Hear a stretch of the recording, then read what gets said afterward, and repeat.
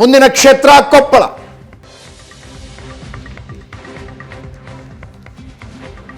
ಸಿಂಧನೂರು, ಮಸ್ಕಿ, ಕುಷ್ಟಗಿ, ಕನಕಗಿರಿ, ಗಂಗಾವತಿ, ಯಲಬುರ್ಗಾ, ಕೊಪ್ಪಳ, ಸಿರುಗುಪ್ಪ 8 ವಿಧಾನಸಭಾ ಕ್ಷೇತ್ರಗಳು. 8ರ ಪೈಕಿ 6 ಕಾಂಗ್ರೆಸ್ ಇದೆ, 2 ಬಿಜೆಪಿ ಇದೆ. 6 ಕಾಂಗ್ರೆಸ್ 2 ಬಿಜೆಪಿ. ಲೀಡ್ ಸಿಕ್ಕಿರೋದು 6 ಕ್ಷೇತ್ರಗಳಲ್ಲಿ ಕಾಂಗ್ರೆಸ್ಗೆ ಲೀಡ್ ಸಿಕ್ಕಿದೆ, 2 ಕ್ಷೇತ್ರಗಳಲ್ಲಿ ಬಿಜೆಪಿಗೆ ಲೀಡ್ ಸಿಕ್ಕಿದೆ.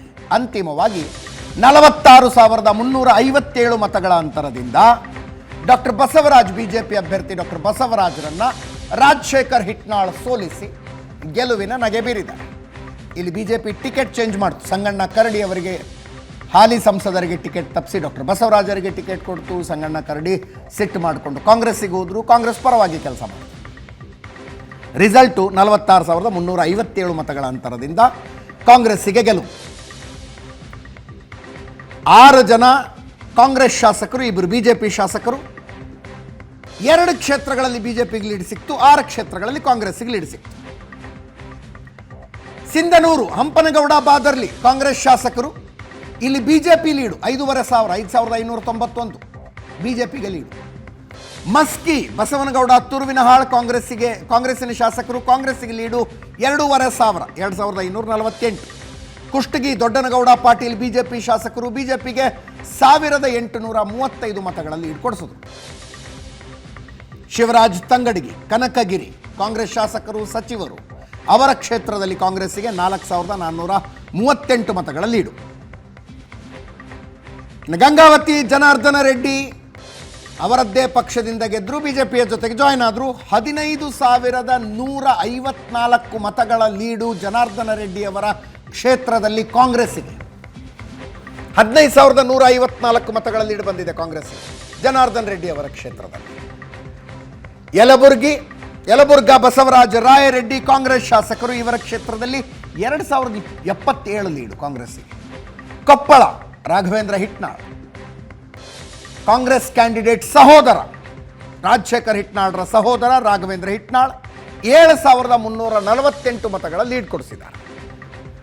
ಸಿರುಗುಪ್ಪ, BM ನಾಗರಾಜ್ ಕಾಂಗ್ರೆಸ್ ಶಾಸಕರು 20,916 ಮತಗಳ ಲೀಡ್. ಇಲ್ಲಿ ಸಂಗಣ್ಣ ಕರಡಿ ಅವರಿಗೆ ಟಿಕೆಟ್ ತಪ್ಪಿಸಿದ ನಂತರದ ಮಿಸ್ ಹ್ಯಾಂಡ್ಲಿಂಗ್ ಕಾರಣ ಅಂತ ಅನ್ಸುತ್ತೆ. 46,000 ಕ್ಲೋಸ್ ಕಂಟೆಸ್ಟ್ ಕ್ಷೇತ್ರ. ಅದೇ ಅನೇಕ ಬಿಜೆಪಿ ನಾಯಕರು ಹೇಳಿದ್ರು, ಕರಡಿ ಸಂಗಣ್ಣ ಅವರಿಗೆ ಟಿಕೆಟ್ ತಪ್ಪಿಸದೇ ಇದ್ದರೆ ನಾವು ಆ ಕ್ಷೇತ್ರ ವಾಪಸ್ ಗೆಲ್ತಿದ್ವಿ ಅಂತ. S, correct. ಕರಡಿ ಸಂಗಣ್ಣ ಅವರಿಗೆ ವಿನಾಕಾರಣ ಟಿಕೆಟ್ ತಪ್ಪಿಸಲಾಯಿತು. ಅದು ಅನಗತ್ಯ ಗೊಂದಲಗಳಿಗೆ ಕಾರಣ ಆಯಿತು. ಅವರು ಕಾಂಗ್ರೆಸ್ಗೆ ಹೋಗಿದ್ದರಿಂದ ಮತಗಳು ಶಿಫ್ಟ್ ಆಗಿವೆ ಅಂತಕ್ಕಂಥದ್ದಲ್ಲ. ಅವ್ರು ಕಾಂಗ್ರೆಸ್ಗೆ ಹೋಗ್ಬಿಟ್ರು, ಅಲ್ಲೇನೋ ಅದಾಗಿಲ್ಲ. ಆದರೆ ಒಂದು ಪೊಲಿಟಿಕಲ್ ಮ್ಯಾನೇಜ್ಮೆಂಟ್ ಇರುತ್ತಲ್ಲ ಒಬ್ಬ ಅಭ್ಯರ್ಥಿದು. ಕರಡಿ ಸಂಗಣ್ಣ ಅದು ಹಳೆ ಹುಲಿ, ಅದಕ್ಕೊಂದು ಗೊತ್ತಿತ್ತು ಯಾವ್ಯಾವ ಕ್ಷೇತ್ರದಲ್ಲಿ. ಇನ್ನೊಂದು ನನಗೀಗ ನೋಡಿ, ಈಗ ರಾಘವೇಂದ್ರ ಹಿಟ್ನಾಳ್ ಕ್ಷೇತ್ರದಲ್ಲಿ ಕಾಂಗ್ರೆಸ್ ಲೀಡ್ ತೆಗೆದುಕೊಂಡಿದೆ, ರಾಯರೆಡ್ಡಿ ಲೀಡ್ ಕೊಟ್ಟಿದ್ದಾರೆ, ನಿಮಗೆ ಶಿವರಾಜ್ ತಂಗಡಗಿ ಲೀಡ್ ಕೊಟ್ಟಿದ್ದಾರೆ. ಎಸ್, ಇದೆಲ್ಲವೂ ಸರಿ. ಆದರೆ ಜನಾರ್ದನ್ ರೆಡ್ಡಿ ಏನು ಮಾಡಿದರು? ಅದೇ ವಾಪಸ್ ಬಿಜೆಪಿಗೆ ಬಂದಿದ್ದು. ಅಂದರೆ ಅವರು ವಾಪಸ್ ಬಿಜೆಪಿಗೆ ಬಂದದ್ದೊಂದು ಇವೆಂಟ್ ಆಯಿತು, ಎಲ್ಲ ಕಡೆ ಇಂಟ್ರ್ಯೂ ಕೊಟ್ಟರು ಎಲ್ಲ. ಆಮೇಲೆ ಏನು ಮಾಡಿದರು ಅವರು? ಕೊಪ್ಪಳ ಅವರು ವಿಧಾನಸಭಾ ಕ್ಷೇತ್ರ ಇರುವಲ್ಲಿ ಬಿಜೆಪಿ ಸೋಲ್ತು, ಪಕ್ಕದಲ್ಲಿ ಶ್ರೀರಾಮುಲು ಸೋತರು. ಅವರ ಸ್ವಂತ ಕ್ಷೇತ್ರ ಗಂಗಾವತಿಯಲ್ಲಿ ಕಾಂಗ್ರೆಸ್ ಲೀಡ್ 15,154. ಎಸ್ ಎಸ್. ಇಕ್ಬಾಲ್ ಅನ್ಸಾರಿಗೂ ಮತ್ತು ಹಿಟ್ನಾಳಿಗೂ ಅಷ್ಟಕ್ಕಷ್ಟೇ. ಸಿರುಗುಪ್ಪ ಬಿಟ್ಟರೆ ಅತಿ ಹೆಚ್ಚಿನ ಲೀಡು ಕಾಂಗ್ರೆಸ್ಸಿಗೆ ಬಂದಿದ್ದು ಗಂಗಾವತಿಯಲ್ಲಿ. ಅಂದರೆ ಜನಾರ್ದನ್ ರೆಡ್ಡಿ ವಾಪಸ್ ಬಂದು ಏನು ಮಾಡಿದರು ಅಂತಕ್ಕಂಥದ್ದು ಈ ಈ ಈ ಫಲಿತಾಂಶಗಳು ಪ್ರಶ್ನೆಯನ್ನು ಹುಟ್ಟಾಕ್ತವೆ. ಕರೆಕ್ಟ್. ಒಂದು ಕಾಲದಲ್ಲಿ ಲಿಟ್ರಲಿ ರಾಯಚೂರು, ಬಳ್ಳಾರಿ, ಕೊಪ್ಪಳದಲ್ಲಿ ಜನಾರ್ದನ್ ರೆಡ್ಡಿ, ರಾಮುಲು, ಕರುಣಾಕರ್ ರೆಡ್ಡಿ, ಸೋಮಶೇಖರ್ ರೆಡ್ಡಿ ಅವ್ರದ್ದೊಂದು ರಿಟ್ ನಡೀತಾ ಇತ್ತು. ಆದರೆ ಈಗ ಜನಾರ್ದನ್ ರೆಡ್ಡಿ ವಾಪಸ್ ಬಂದು ಮಿತ್ರನಿಗೂ ಸಹಾಯ ಮಾಡದಂತೆ ಕಾಣಲಿಲ್ಲ. ಎಸ್, ಹೌದು, ಮಿತ್ರನಿಗೂ ಅವರೇನು ಸಹಾಯ ಮಾಡದಂತೆ ಕಾಣಲಿಲ್ಲ. ಕೊಪ್ಪಳದಲ್ಲಿ ತಮ್ಮ ಜಿಲ್ಲೆಯಲ್ಲೂ ಕೂಡ ಬಿಜೆಪಿಗೆ ಜನಾರ್ದನ್ ರೆಡ್ಡಿಯಿಂದ ಏನೂ ಸಹಾಯ ಆಗಿಲ್ಲ. ಎಸ್. ಒಂದು ಸಣ್ಣ ಬ್ರೇಕ್ನ ಸಮಯ. ಬ್ರೇಕ್ನ ನಂತರ ಮತ್ತೊಂದು ಇಂಟ್ರೆಸ್ಟಿಂಗ್ ಕ್ಷೇತ್ರ ವಿಜಯಪುರದ ಭಾಳ ಇಂಟ್ರೆಸ್ಟಿಂಗ್ ಇದೆ. ಬ್ರೇಕ್ ಆದಮೇಲೆ ಮಾತಾಡೋಣ.